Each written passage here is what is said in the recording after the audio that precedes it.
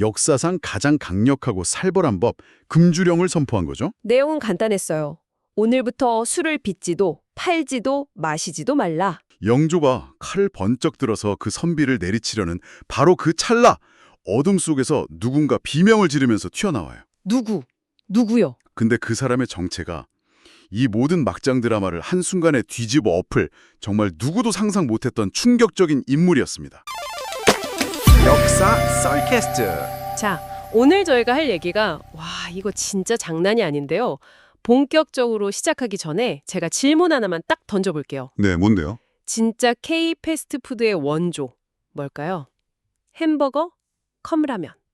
아, 그거요. 보통 다들 그렇게 생각하죠. 근데 자료를 보니까 답은 완전 다른 데 있더라고요. 그렇죠. 우리 피 속에 흐르는 거 있잖아요. 바로 국밥. 맞아요. 국밥이죠. 근데 우리가 생각하는 그런 뭐랄까 뜨끈하고 정겨운 소울푸드, 사실 그 이미지는 반쪽짜리 진실에 가까워요. 와, 완전 맞아요.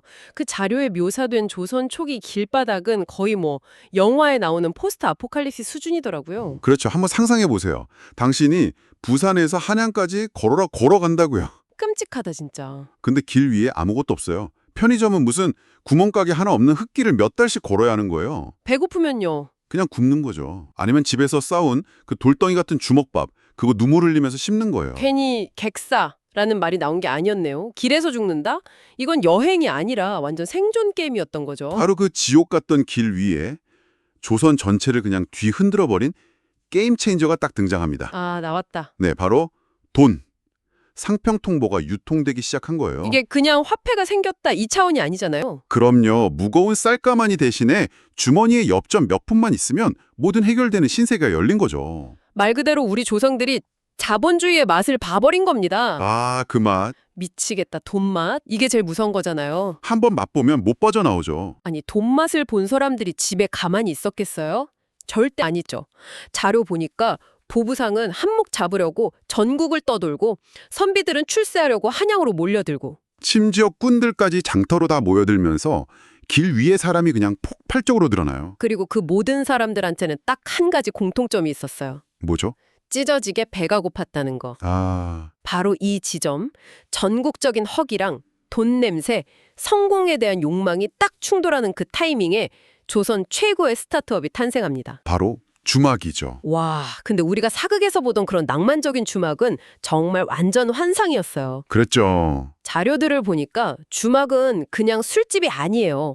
조선시대의 스타벅스, 모텔, 심지어 강원랜드까지 합쳐진 오, 완전 복합 문화 공간이었네요. 네. 엄청 시끄럽고 지저분하고 근데 또 활기는 넘치는 그런 공간이었어요. 문 딱 열면 땀 냄새, 술 냄새, 음식물 냄새가 막 뒤섞여서 코를 찌르고요. 사방에서 고성이 오가서 귀가 먹먹할 정도였다고 하죠. 맞아요. 저쪽 구석에서는 투전판 벌어져서 돈 잃은 사람이 이거 사기야 소리 지르면서 상 뒤엎고 있고 다른 쪽에서는 보부상들이 어제 그 김 대감떼 아들 기생집에서 걸렸다더라 같은 1급 치라시를 팍 퍼뜨리고 있었던 거죠. 모든 정보랑 욕망이랑 돈이 뒤섞이는 거대한 용광로. 딱 그 자체였어요. 그리고 이 모든 아수라장을 맨손으로 지휘하는 사람이 있었으니 바로 그분, 주막의 절대 권력자 주모입니다. 와, 이분들을 그냥 아줌마 정도로 생각하면 진짜 큰일 나는 거죠. 큰일 나죠. 기록들을 보면 주모는 사실상 카리스마 넘치는 CEO, 정보기관 수장, 그리고 사채업자까지 겸하는 인물이었어요. 근데 여기서 되게 흥미로운 지점이 하나 있어요. 주모를 단순히 그냥 강력한 여성 사업가로만 보는 건 좀 단편적인 시각일 수 있다는 거. 아, 어떤 면에서요? 물론 대단한 인물이었지만 그 권력이 되게 위태로운 기반 위에 서 있었거든요. 대부분 사회적 신분이 낮았잖아요. 아, 맞네요. 그러니까 한편으로는 막 외상값 떼먹는 장정 멱살을 잡으면서도 다른 한편으로는 지역 유력자나 관리들한테 계속 뇌물 바치고 비위 맞추면서 자기 가게를 지켜야 했던 거예요. 와, 매일매일이 살얼음판을 걷는 듯한 그야말로 줄타기 경영의 대가였네요. 바로 그거죠. 그러니까 한 손으로는 펄펄 끓는 국솥에서 국밥 푸면서 다른 한 손으로는 이 모든 정치판을 조율하고 있었다는 거잖아요. 보통 멘탈이 아니죠. 그녀가 진짜 무서웠던 이유는 따로 있었어요. 모든 비밀을 알고 있었거든요. 그렇죠. 누가 빚이 얼마인지, 어느 양반이 밤마다 뭐네 누굴 만나는지. 심지어 새로 부임한 사또의 약점까지 전부 다요. 주모한테 잘못 보였다가는 다음날 아침에 온 장터에 내 비밀이 쫙 퍼지는 건 그냥 시간 문제였던 거죠. 주막이라는 작은 왕국에 보이지 않는 왕, 그게 바로 주모였네요. 자, 그럼 이 정신없고 시끄러운 곳에서 사람들은 뭘 먹었을까요? 메뉴판 그런 거 없어요. 그냥 자리에 앉아서 주모, 국밥 한 그릇 외치면 1분도 안 돼서 뚝배기 하나가 툭 하고 나오는 거예요. 이게 바로 우리가 처음에 얘기했던 K-패스트푸드, 장국밥의 등장이죠. 왜 하필 국밥이었을까? 이 질문이 사실 이 자료의 핵심을 꿰뚫는 건데요. 답은 진짜 간단해요. 가장 완벽한 비즈니스 모델이었기 때문이죠. 아, 비즈니스 모델? 네. 주모 입장에서 생각해 보세요. 큰 가마솥에 물 붓고 싼 시래기나 채소 쪼가리 넣고 고기는 사실상 향만 낼 정도로만 조금 넣어서 푹 끓이면 원가는 거의 안 들잖아요. 근데 양은 무한대로 불릴 수 있고. 그렇죠. 식은 밥도 뜨끈하게 말아주면 그만이고 반찬은 깍두기 하나면 끝. 최소 비용으로 최대 효율을 뽑아낸 거예요. 손님 입장에서도 최고였죠. 빨리 배 채우고 길을 떠나거나 아니면 다시 투전판으로 돌아가야 하니까요. 기가 막힌 상술이죠. 근데 여기서 진짜 웃긴 포인트가 있어요. 바로 양반들의 이중성. 아, 양반들. 이 사람들 꼭 이렇다니까요. 아니, 체면 때문에 천민들이랑 섞여서 밥 먹는 건 죽어도 싫었던 거예요. 내가 누군데 감히 상놈들과 겸상을 한단 말이냐 하면서요. 그래서 방 한 구석에 병풍을 딱 쳐놓고 그 뒤에 숨어서 혼자 먹었다잖아요. 근데 웃긴 건 병풍 밖에서 다른 손님들이 막 주모 국물 맛 죽이네. 여기 고기 좀 더 없어 하는 소리가 들리면 자기도 모르게 침을 꼴깍 삼키면서 주모를 조용히 불렀다는 기록이 있다니까요. 상상이 가요 진짜.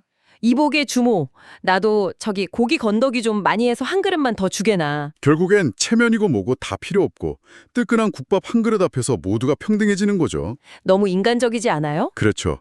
주막은 단순히 밥과 술을 파는 곳을 넘어서서 신분이라는 갑옷을 벗어던지고 인간의 가장 기본적인 욕구를 분출하던 해방구였던 겁니다. 하지만 문제가 생기기 시작해요. 그렇죠. 늘 그렇듯이.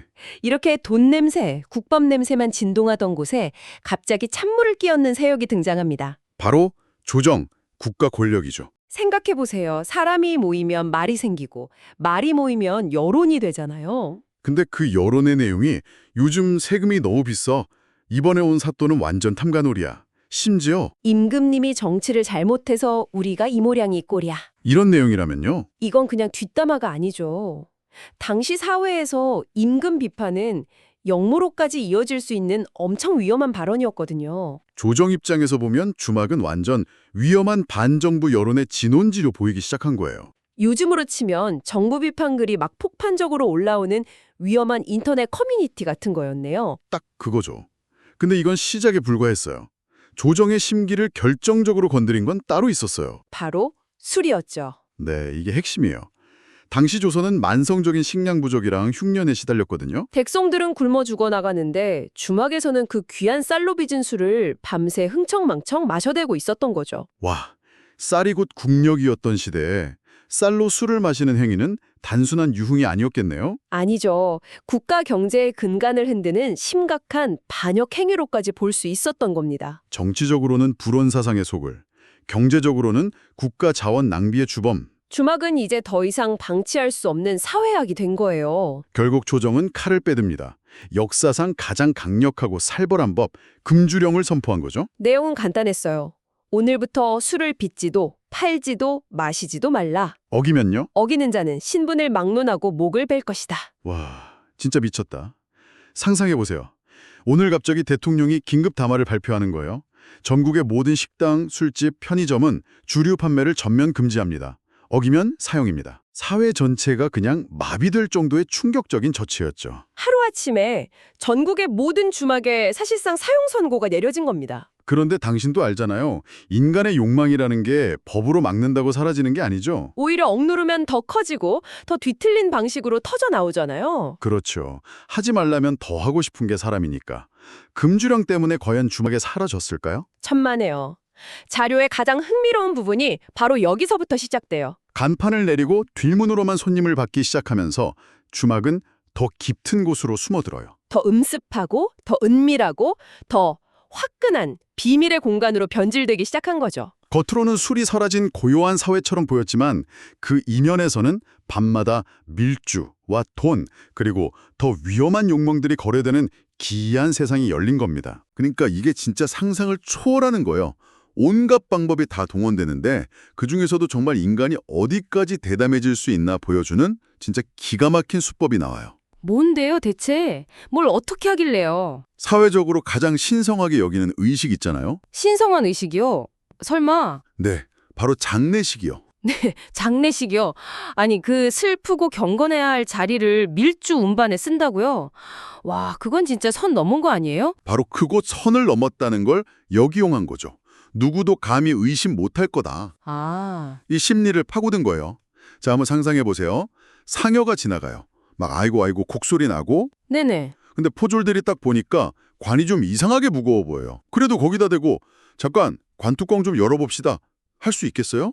아, 절대 못하죠. 그랬다간 진짜 난리가 나죠. 상주가 눈 뒤집혀서 달려들 텐데 네 이놈 우리 아버님 가시는 길까지 막아! 이러면서요. 바로 그거죠. 사회적 금기가 법보다 더 무서운 순간을 노린 거예요. 이야, 만약 진짜 열었다. 그럼 시신 대신에 술 항아리가 가득 차 있었을 거고요. 와, 이건 진짜 조상님 찬스네요, 말 그대로. 그쵸. 근데 이건 그나마 머리 좀 쓴 양반들 얘기고요.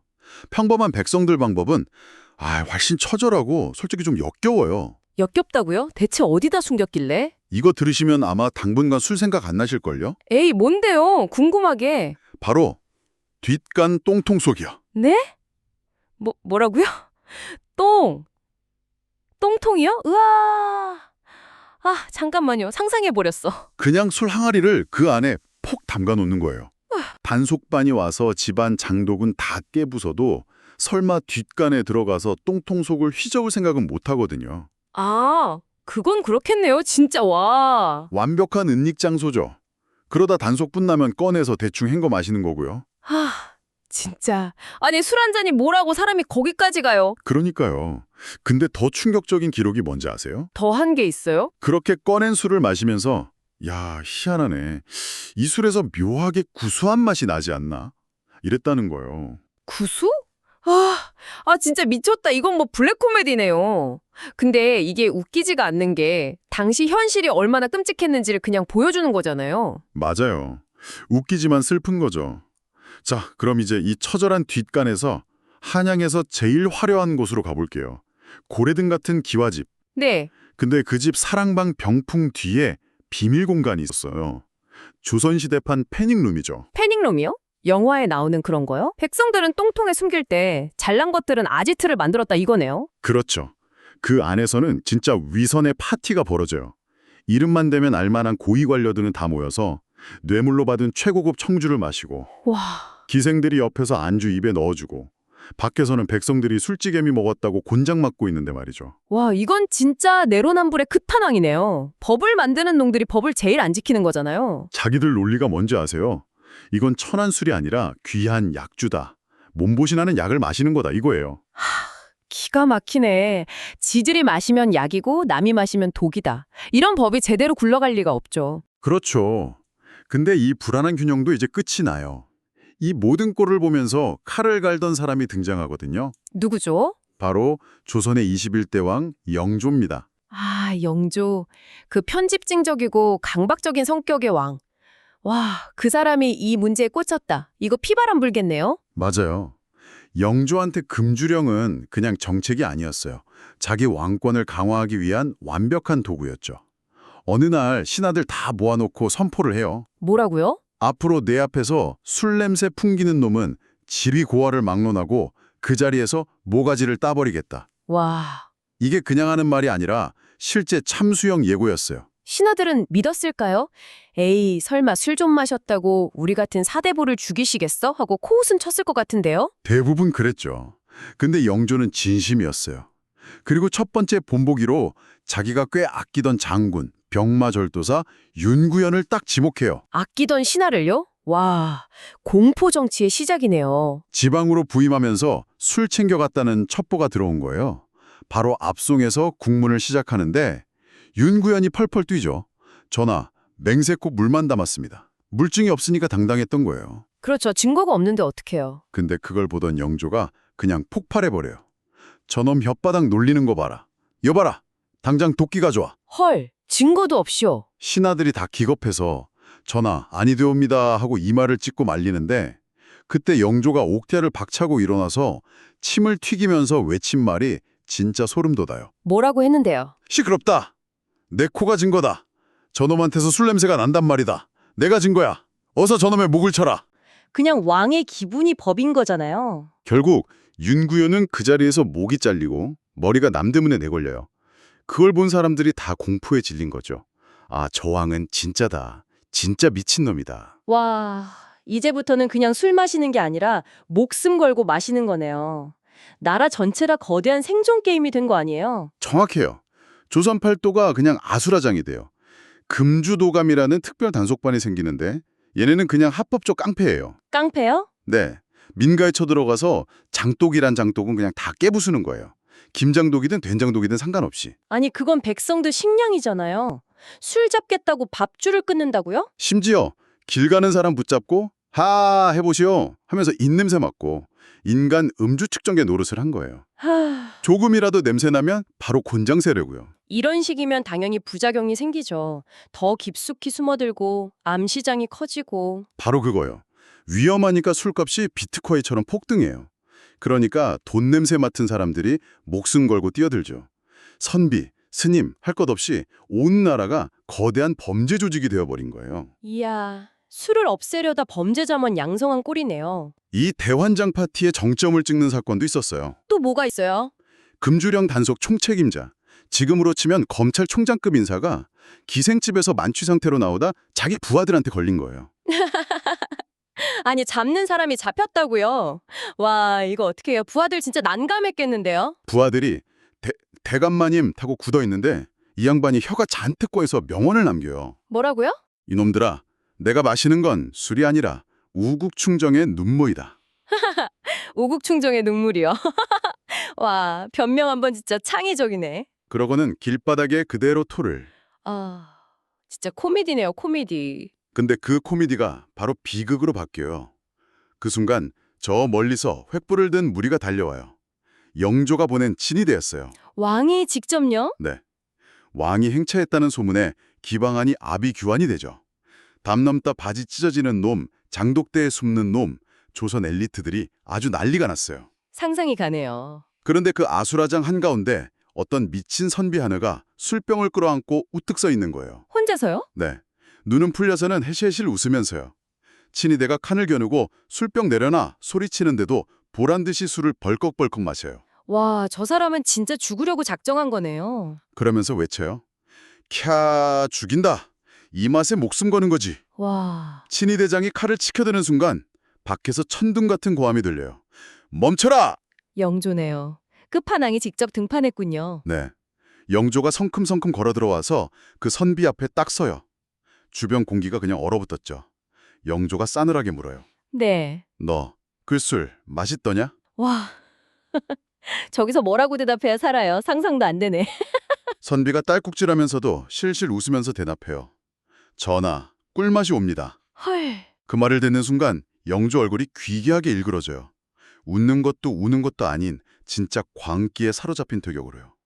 그러더니 옆에선 호위무사칼을 확 빼앗아 들어요. 설마 자기 손으로 직접? 그리고는 섬뜩한 목소리로 말해요. 그래, 그렇게 맛있으면 네. 내 피와 섞어 마셔도 맛있나 한번 보자꾸나. 아, 미쳤다. 이건 진짜 완전히 이성을 잃었네요. 영조가 칼을 번쩍 들어서 그 선비를 내리치려는 바로 그 찰나 어둠 속에서 누군가 비명을 지르면서 튀어나와요. 누구요? 근데 그 사람의 정체가 이 모든 막장 드라마를 한순간에 뒤집어 엎을 정말 누구도 상상 못했던 충격적인 인물이었습니다. 조선시대에 술 한 잔 잘못 마셨다가 왕의 아들, 그러니까 세자까지 목숨이 위태로웠다. 이게 진짜 있었던 일이라는 거죠? 네, 맞습니다. 그냥 단순히 위태로운 수준이 아니었죠. 오늘 보내주신 야사 모음집 첫 페이지를 딱 장식하는 바로 그 사건인데요. 조선 역사상 가장 강력하고 어떻게 보면 가장 피비린내 나는 금주령을 내렸던 아버지 영조, 그리고 그 아들 사도세자 사이에서 벌어진 진짜 한편의 스릴러 같은 이야기의 시작입니다. 이야, 교과서에서는 그냥 영조, 금주령 시행, 딱 이렇게 한 줄로 배웠던 것 같은데 그 뒤에 이런 어마어마한 비하인드 스토리가 있었을 줄은 진짜 몰랐네요. 보내주신 실록 발췌본이랑 여러 컬럼들을 보니까 이 퍼즐 조각이 딱딱 맞춰지는 느낌이 드는데요. 자, 그럼 이 자료들 한번 제대로 파헤쳐보죠. 도대체 18세기 한양에서는 무슨 일이 있었던 걸까요? 우선 이야기의 시작부터가 정말 충격적이에요. 이 자료에 묘사된 장면을 보면 영조가 술에 취해서 비틀거리는 선배 한 명을 보고는 그 자리에서 바로 어검, 그러니까 임금의 칼을 빼들었다는 거잖아요. 내 이놈, 금주령을 어긴 죄를 물어 내 놈의 목을 베겠다! 막 이러면서요. 정말 일촉즉발의 상황이었죠. 그런데 바로 그때 아바마마 통촉하여 주시옵소서! 이걸 외치면서 뛰어든 인물이 바로 아들 사도세자였던 거예요. 아, 보통 사극이라면 내 아들이 아비의 실수를 막는구나 하면서 뭔가 감동적인 장면이 나와야 하잖아요. 근데 영조는 달랐습니다. 보내주신 인물 분석 자료에서도 딱 지적하듯이 조선 역사상 가장 예민하고 까다로운 아버지, 또 왕이었으니까요. 맞아요. 그 다음 장면이 진짜 압권이에요. 아들을 보고 칼을 거두기는커녕 오히려 그 칼끝을 아들 코앞에 들이밀면서 내 놈에게서도 술 냄새가 나는구나 이렇게 쏘아붙이는 대목.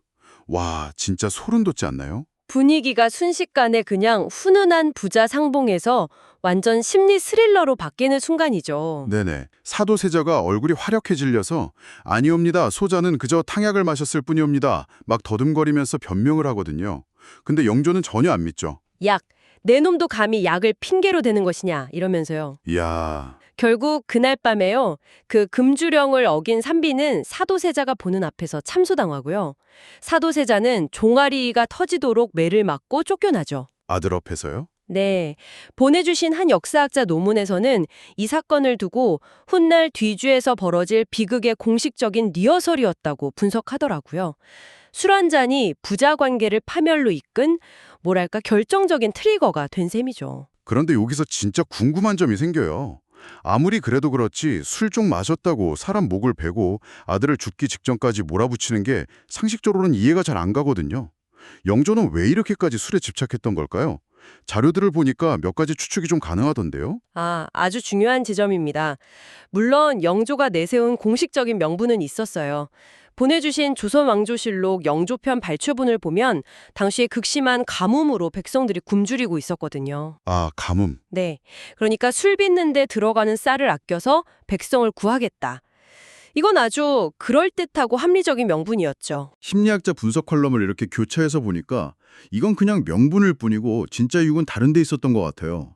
영조 개인의 어떤 트라우마랄까요? 맞습니다. 영조의 형이었던 경종의 독살설, 그 배후에 영조가 있다는 의심이 평생 그를 따라다녔잖아요. 네네. 그런데 그 독살설의 매개체가 바로 술과 게장이었거든요. 아, 술. 네. 게다가 영조의 생모가 무술이, 그러니까 궁궐의 비천한 신분이었기 때문에 영조는 평생 완벽한 군주가 되어야 한다는 강박에 시달렸어요. 술처럼 이성을 흐트러뜨리는 건 그의 완벽주의의 가장 큰 위협이었던 거죠. 결국 가뭄구제라는 공적인 명분 뒤에는 술에 대한 개인적인 혐오랑 정치적인 강박, 이런 지극히 사적인 동기가 숨어 있었던 거네요.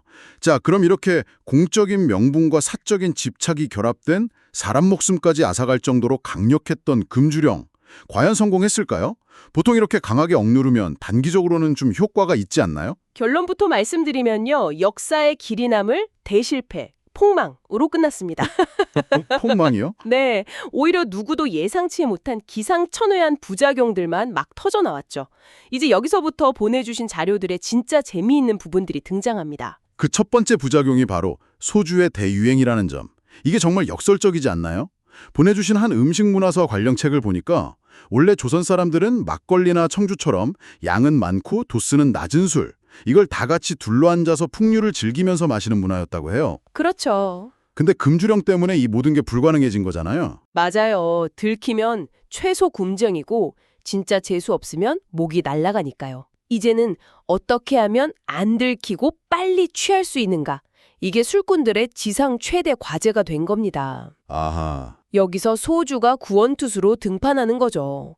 당시 기술로 막걸리 10항아리를 증류해야 겨우 소주 한 병이 나왔다고 해요. 와, 그렇게나 많이요? 네, 양은 적으니까 숨기기 좋고 도수는 압도적으로 높으니까 빨리 취할 수 있고 그야말로 단속을 피하기 위한 최적의 술이었던 거죠. 보내주신 자료 중에 한 칼럼의 표현이 진짜 재밌었는데 오늘날 대한민국이 소주공화국이 된 데에는 영조의 지분이 8알은 된다고요.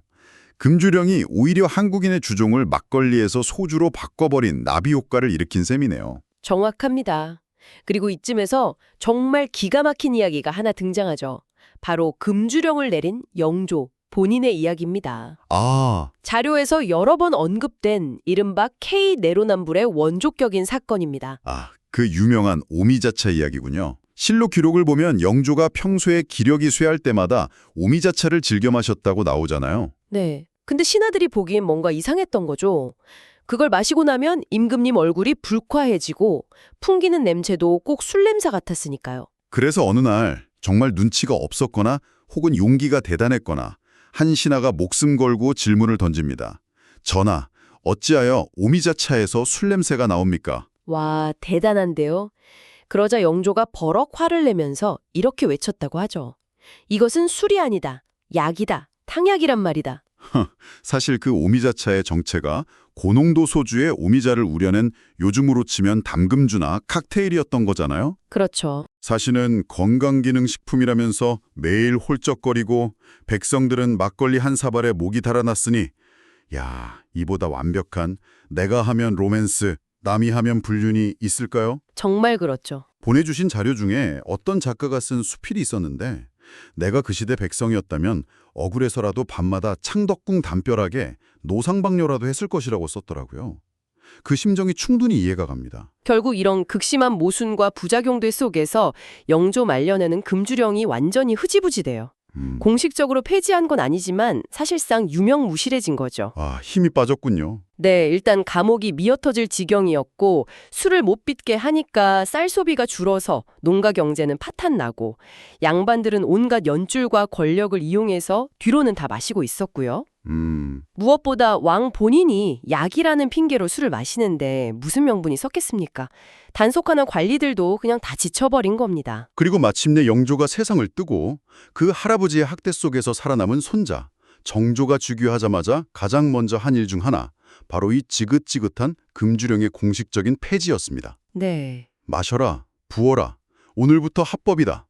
이걸 온 나라에 선포한 셈이죠. 그 순간 한양의 분위기가 어땠을까요? 보내주신 자료에 묘사된 걸 보면 정말 장관입니다. 50년 가까이 억눌렸던 욕망이 그야말로 화산처럼 폭발하면서 한양 시내가 거대한 축제장이 돼요. 이야, 문 연 주목마다 사람들이 구름처럼 물려들어서 인산인해를 이루고 길거리에는 대낮부터 취객들이 주상전하 만세를 외치면서 춤을 췄다고 하니까요.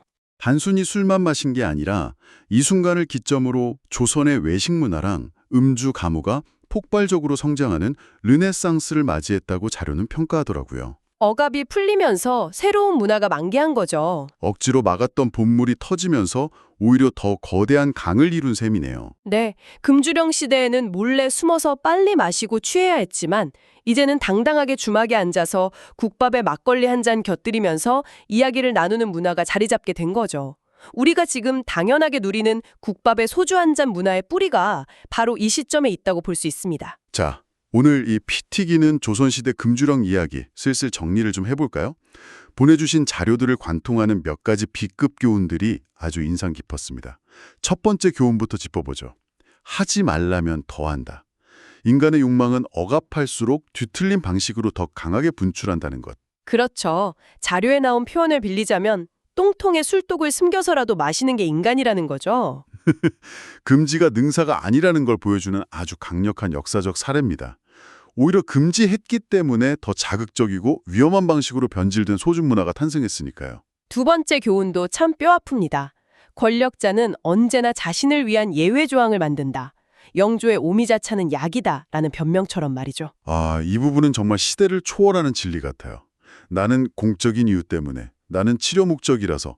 이런 그럴듯한 핑계 뒤에 숨어서 특권을 누리는 모습은 예나 지금이나 놀라울 정도로 비슷하잖아요. 네, 맞아요. 결국 모든 금지령은 힘없는 서민들만을 향하는 몽둥이였다는 자료의 지적이 참 씁쓸했습니다. 그리고 마지막 세 번째, 목숨 걸고 마시는 술이 가장 맛있다. 이건 좀 슬프면서도 뭉클한 교훈 같아요. 단순히 쾌락을 위해서가 아니라 그 지옥 같은 현실을 버텨내기 위해서 한 잔의 위로가 절실했던 우리 조상들의 이야기니까요. 맞습니다. 죽을 수도 있다는 공포보다 당장 오늘 하루를 버텨낼 위로가 더 절실했던 그 심정. 그리고 그 절박함 속에서도 어떻게든 웃고 떠들면서 즐거움을 찾아내려 했던 우리 민족 특유의 흥과 깡에 대한 이야기이기도 하고요. 아, 그래서 이제 여러분이 무심코 마시는 소주 한 잔, 혹은 친구랑 마주 앉은 국밥 한 그릇에 이런 치열한 역사와 눈물 젖은 생존기가 담겨 있다는 걸 알게 되셨을 겁니다. 그러게요.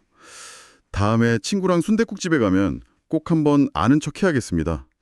야, 옛날에 우리 조상님들이 이거 한잔하다가 목이 날라갔어 하면서요. 아마 친구가 이상하게 쳐다보겠죠? 그래도 술 맛은 좀 다르게 느껴지지 않을까요?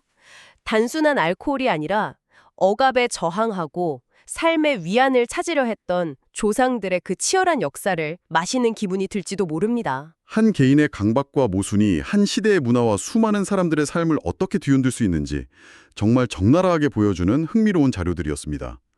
어쩌면 지금 우리가 당연하게 여기는 수많은 사회 현상이나 문화 속에도 우리가 알지 못하는 과거 누군가의 기묘한 결정이 만들어낸 나비 효과가 숨어 있을지 모른다는 생각이 드네요. 오늘 이야기는 여기까지지만 보내주신 자료들을 다 읽고 나니 이런 엉뚱한 상상을 하게 됩니다. 영조의 오미자차가 결국 긍주령을 무너뜨린 균열의 시작이었잖아요. 만약 그 오미자차의 비밀을 끝까지 지켰다면, 혹은 그 술을 마시는 현장을 누군가에게 들켜서 망신을 당했다면 과연 역사는 어떻게 바뀌었을까요? 어쩌면 우리는 지금 소주가 아니라 막걸리를 마시는 민족이 되어 있을지도 모르겠네요.